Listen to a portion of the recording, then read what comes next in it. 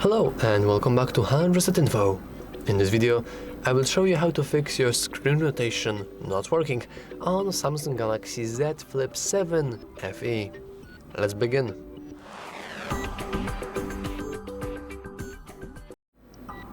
And we can begin by simply checking if we have our screen rotation enabled. We can do that by expanding our control center, and we can expand it once again. And as you can see, currently we are logged into portrait mode.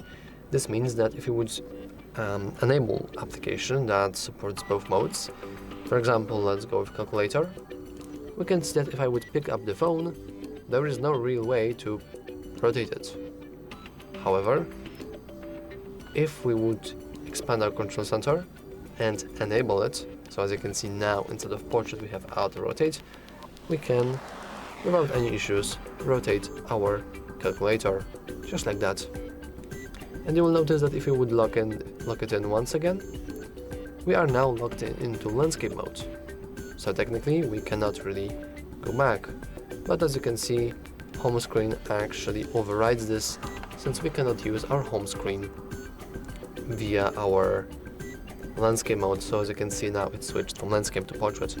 So technically, if you have this enabled, everything should be working without any issues.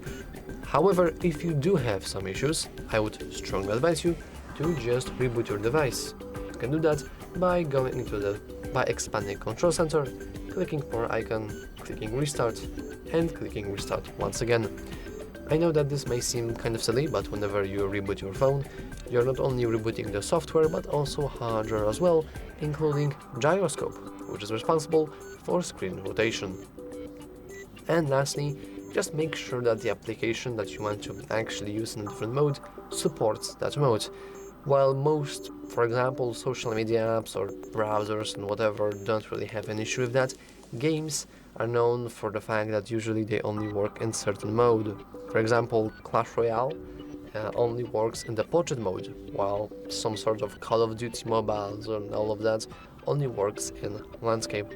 So always make sure that the application you want to actually switch to supports both modes. Anyway, that's all for this video.